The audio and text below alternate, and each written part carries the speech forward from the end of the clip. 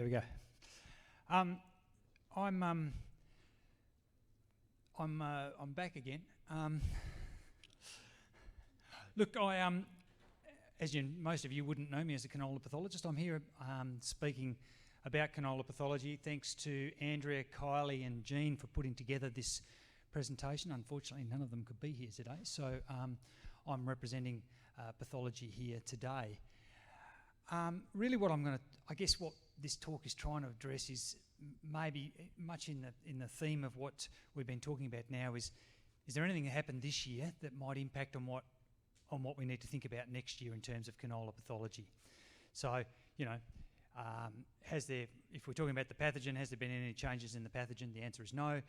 In terms of crop management, has there been anything that's happened this year that might influence what's happening next year in terms of disease? So what did we see in 2021? Well, we've heard all about the weather, and we know that there were early sowing opportunities, and we know that our farming system is moving towards earlier sowing opportunities. What does that mean in terms of disease management in canola? Well, generally, it means some of that earlier sowing opportunity means that maybe we're seeing less blackleg stem canker. Now, what we know about blackleg is that stem canker is really the kicker in terms of yield loss, or has been at least. And so moving sowing time forward, what are we doing? Well, we know that if stubble is the source of inoculum for blackleg, and that the maturing of fruiting bodies and the release of ascospores is set off by weather conditions, and that is cooling and damp weather conditions, then as those conditions accrue, then spores are released. The canola crop is susceptible in that sort of seedling stage, that up to 4 to 6 leaf stage. And so therefore, by moving the sowing time, we're actually changing the interaction of the crop with the inoculum, quite simply. And so that can be a situation that earlier sowing time can influence whether or not the level of blackleg stem canker. I'm going to jump around a bit here. It's going to go Sclerotinia, blackleg. So excuse me if occasionally I get a bit confused. Sclerotinia apothecia present across the wheat belt. As part of the modelling and disease epidemiology project, over the last 4 or 5 years, they've been putting out what we call sclerote depots, basically taking sclerotes every year from a known source and putting them at Esperance, Geraldton, Merredin, around the wheat belt, and then just seeing when they germinate, when apothecia are produced. So when, apothecia which produce ascospores, when are they produced? 2021, special year, first year that we've had germinating Sclerotia at Merredin. Just giving an idea of maybe how that start of the season was in the eastern wheat belt, and so it was interesting to see that we had all of our sclerote depots producing apothecia during the season, quite early in the season too.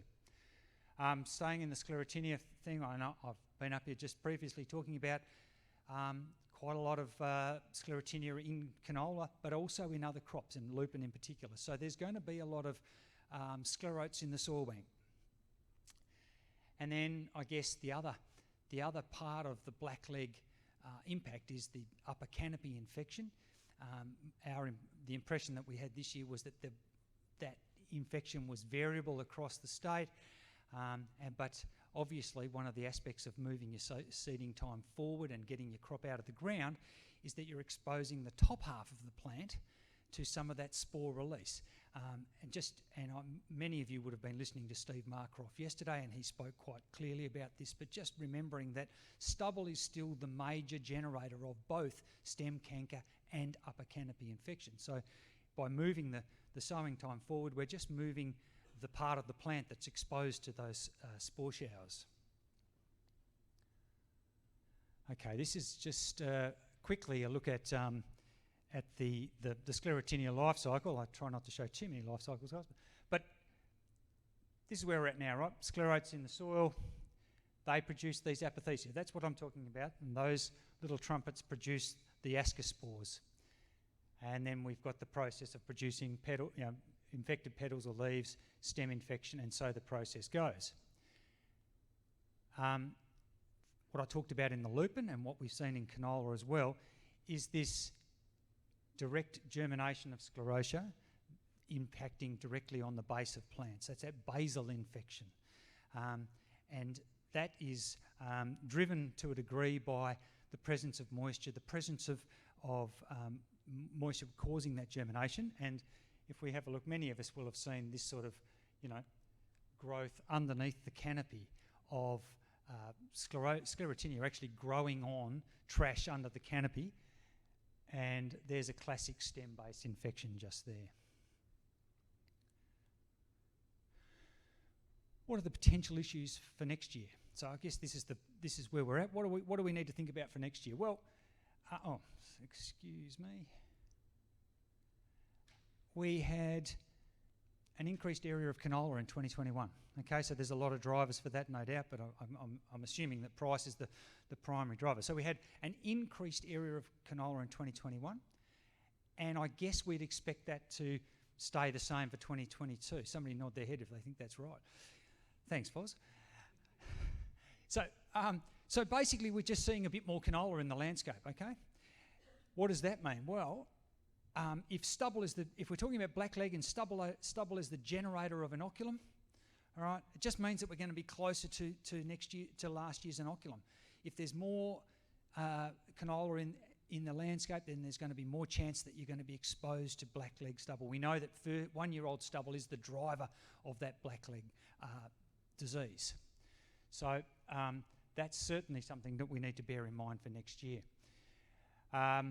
Retained seed needing seed dressing. If we are retaining seed and we know that we're in a blackleg risk area, or that we're sowing a variety that has a blackleg risk, a less resistant variety, maybe a variety that we've been retaining for 2 or 3 years and we're seeing a reduction in the effective resistance of that variety, then remembering that seed dressing could and possibly will be an important component of that disease control.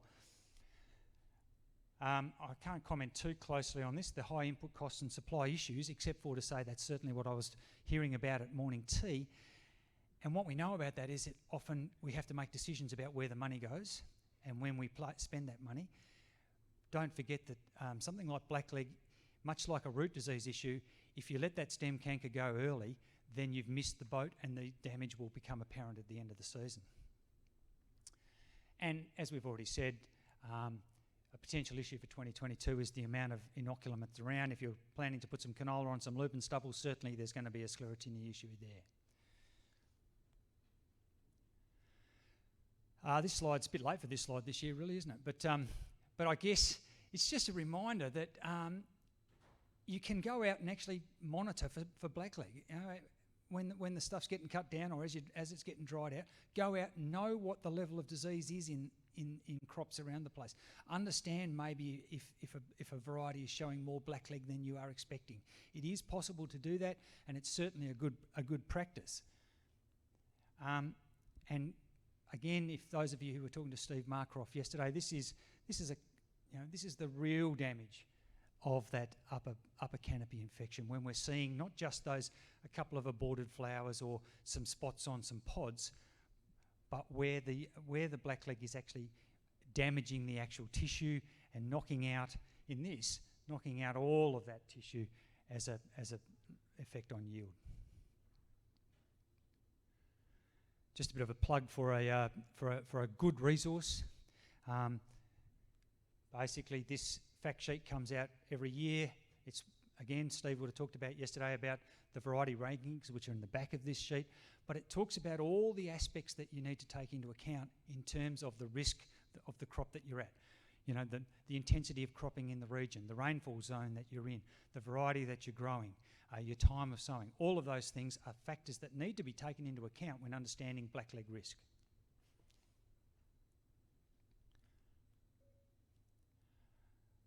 So I'm just going to talk about, that's an old-fashioned, that previously was an old-fashioned decision support system. A couple of decision support aids that are available online or as apps. Obviously this is the canola spore maturity forecast, and this is tying into that time of sowing situation. So this information is available around sowing time from DPIRD, and what it does basically is characterises the risk of crown canker from in your region based on the weather in that region and the predicted sowing time. Okay? And so that's very much talking about when are ascospores going to be released. This sounds like a bit of an advertisement, but really these tools incorporate everything that I talked about in that fact sheet are incorporated into, for example, in blackleg CM. All of that's incorporated into the blackleg CM app. Takes into account all of the factors like your sowing date, your proximity to previous stubble, your variety, and the variety rankings in this are updated 6 monthly, so it is current at any given time. And certainly provides, takes into account all of those issues and provides a likely benefit associated with applying a fungicide. Similarly for Sclerotinia CM, takes into account all of the factors involved in disease risk, the cost and likely return on investment for a fungicide intervention. Not suggesting you would do this on every paddock that you go to, but certainly it's a way of gauging the likelihood of getting a response across a region, for example. Hands up who's an expert in canola flowering stages.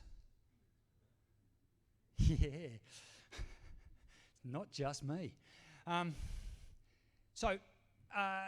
You know, every label tells you when you should spray, every piece of information tells you when you should spray, and it's all about 10% or 20% canola flowering, 10 flowers on 12 stems by 15 hectares by whatever. This is actually a guide that is part of the Sclerotinia CM app. This actually relates to what your fungicide label will be telling you. This is agreed upon by all of the contributors to the Sclerotinia CM app, which includes people like Steve Marcroft, which includes canola agronomists, which includes all of those people. What I'm saying is there is a pretty good piece of information that's available as part of that, and I was pretty heartened to see that I wasn't the only person that doesn't really get it. Okay, you guys know all this, but what do we need to think about for next year? So in terms of rotation, so rotation's pretty important for blackleg, obviously. Proximity to stubble is a really important component. You've heard me stand up here and talk about this for barley. Basically, canola on canola is exposing yourself to the greatest risk of infection by blackleg. It's also exposing your variety to the greatest risk of resistance breakdown, okay? So even if you're going to get away with it yourself, you are actually creating an issue in terms of the breakdown of a resistance group. And I think we've talked about the rest in terms of choosing your paddock in terms of location and understanding the risk associated with legume pastures from this year. Legume stubbles. Know your variety's blackleg resistance rating. And I think the important thing here is to understand that with resistance, if a variety is resistant for crown canker, then it's likely to be UCI resistant as well, okay? Do bear in mind that if you've been growing the same variety for a few years, it's likely that the resistance will have declined. So you'll get a decline. If you grow the same variety on your farm, then you'll get a decline. If the same variety or the same resistance group is grown within a location, then that location will see a decline in the resistance. And I guess the only other thing to say there that at the moment there's no evidence obviously for any particular resistance in canola varieties for Sclerotinia. We've talked a lot about this already, but the early sowing time does influence both your risk for blackleg, crown canker and UCI, okay? As we sow earlier, then we're going to see more likelihood of UCI or upper canopy infection, from being evident. And as I said, you can actually see some of that through the blackleg spore maturity. Finally, in fungicide, invest in seed dressings if you think, seed dressings work. I mean, Steve Marcroft talked about that yesterday. There's a lot of bare seed in 2021. There probably will be next year. I've been hearing at morning tea time about the difficulties with seed. if you're in a blackleg area, then the investing in seed dressing will be important. And I can't talk enough about the value associated with using those decision support systems. And thanks again to the Canola Pathology group for putting the presentation together. Thank you.